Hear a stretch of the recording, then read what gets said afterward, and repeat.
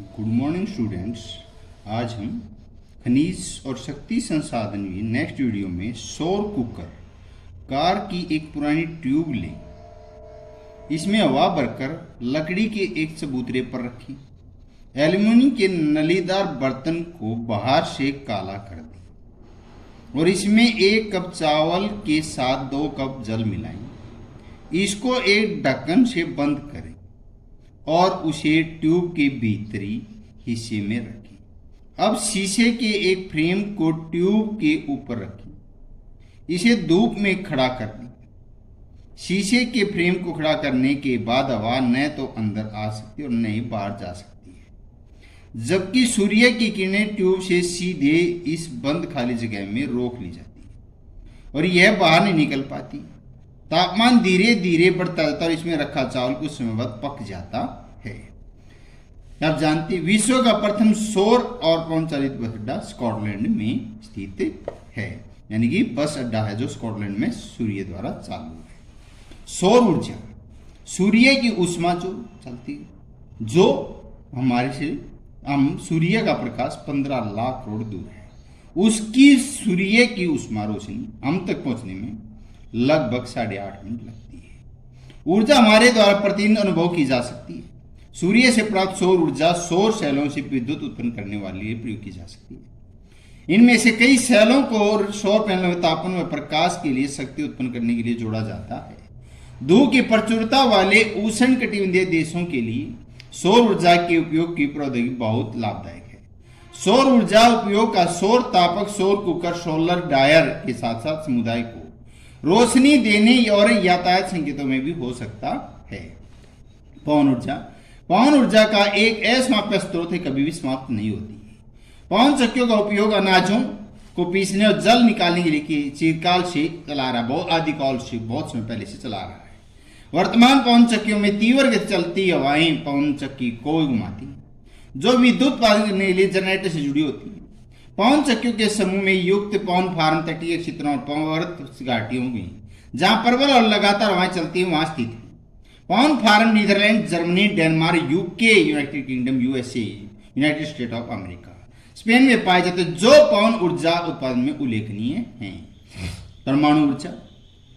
परमाणु ऊर्जा प्राकृतिक तौर से प्राप्त रेडियो सक्रिय पदार्थ जैसे यूरेनियम और थोरियम की परमाणुकों के केंद्र में संग्रहित ऊर्जा प्राप्त की जाती है। ये पदार्थ नाभ के रिएक्टरों में नाभ के विखंडन से गुजरते हैं, उत्सर्जन ऊर्जा की प्राप्ति होती है। परमाणु ऊर्जा के सबसे बड़े उत्पादक संयुक्त राज्य अमेरिका और यूरोप हैं। भारत में राजस्थान और झारखंड के पास यूरेनियम के विशाल निक्षेप हैं।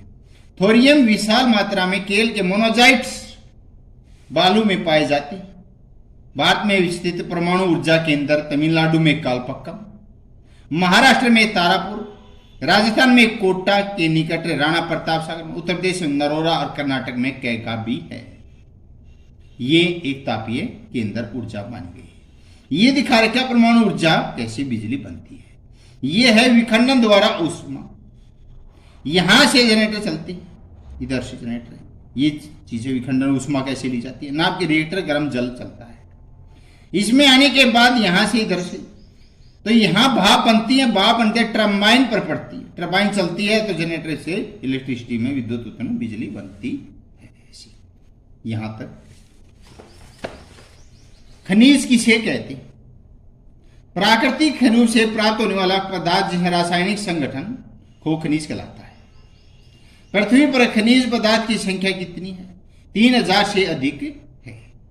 संरचना के आधार पर खनिजों की 2 भागों में बांटा, धात्विक और अधात्विक रूप में बांटा गया है। धात्विक खनिज 3 उदाहरण, लो एसिड, बॉक्साइट, मैंगनीज। अधात्विक चूना पत्थर, कोयला, पेट्रोलियम। ये बार बार उत्पन्न होते रहते, बनते रहते हैं। ये एक बार में नई बात खत्म हो जाता है, आग धुआं बनकर खत्म हो जाती है। हड़प्पा संस्कृति में जिसे आर बनर्जी, राखलदास बनर्जी ने, और एक हड़प्पा सभ्यता और एक मोहनजोदड़ो, एक आर डी बनर्जी, एक दयाराम सानी, राखलदास बनर्जी। ताम्र युगीन सभ्यता नाम से उगाया जाता है क्योंकि हड़प्पा सभ्यता लोगों ने लोहे से पहले तांबे की खोज कर ली थी। सभ्यता ताम्र युगीन सभ्यता कहकर कहा जाता। खनन किसे कहते? पृथ्वी की सतह के अंदर दबी शैलों से खनिजों बाहर निकालने की प्रक्रिया खनन कहते हैं। विवर्त खनन किसे कहते हैं? जो खनिज कम गहराई में स्थित जो पृष्ठीय स्तर पर हटाकर निकाले जाते हैं उसे विवर्त खनन कहा जाता है। प्रवेदन किसे कहते हैं? पेट्रोलियम और प्राकृतिक गैस धरातल के नीचे पाए जाने वाले धरातल से बाहर निकलने के गहन कूपों की खुदाई जाती है, उसे प्रवेदन कहा जाता है। आखनन सतह के निकट स्थित खनिजों की जिस प्रक्रिया द्वारा आसानी से खोद कर निकाल जा सके आखनन कहा जाता है। आसानी से खोद के कोई चीज प्राप्त हो जाए उसे खनन कहते हैं।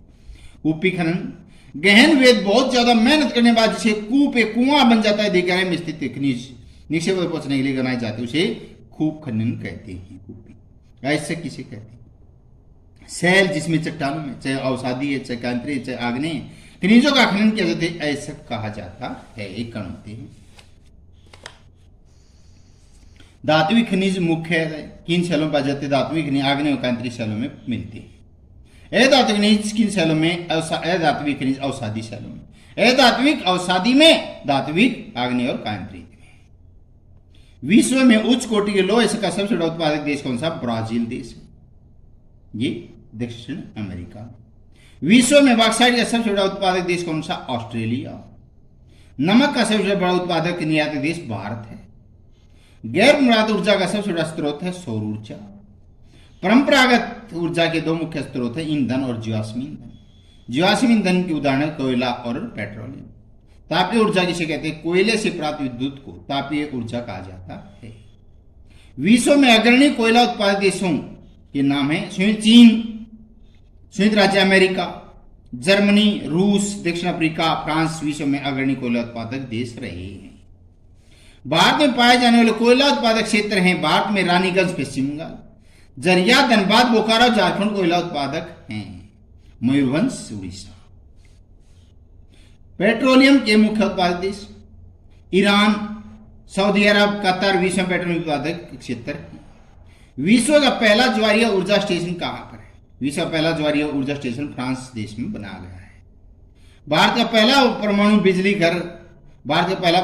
घर तारापुर महाराष्ट्र में स्थित है। पवन ऊर्जा किसे कहते हैं? पवन के वेग यानी गति से जो ऊर्जा प्राप्त उसे पवन वेग कहा जाता है। पवन ऊर्जा, परमाणु ऊर्जा प्राकृतिक तौर पर प्राप्त रेडियो सक्रिय पदार्थ यूरेनियम थोरियम के परमाणु केंद्रित संग्रहित ऊर्जा परमाणु ऊर्जा कहलाती है। भारत में स्थित कोई दो परमाणु ऊर्जा केंद्र तमिलनाडु में कल्पक्कम, महाराष्ट्र में तारापुर, कोई भी तो बता, जैसे गुजरात का काकरापारा गुजरात, उत्तर प्रदेश नरोरा, कैगा कर्नाटक, राजस्थान राणा प्रताप। भूतापीय ऊर्जा केंद्र ताप ऊर्जा को पृथ्वी से प्राप्त की जाती है, भूतापीय ऊर्जा कहलाती है। सबसे बड़ा भूतापीय ऊर्जा स्रोत कहां पर स्थित है? सबसे बड़ा भूतापीय ऊर्जा स्रोत अमेरिका में स्थित है। ज्वारीय ऊर्जा किसे कहते हैं? समुद्र में उठने वाले तेज ज्वार से उत्पन्न ऊर्जा को ज्वारीय ऊर्जा कहा जाता है। धन्यवाद। अब घर पर रहें, सचेत रहें, खुश रहें।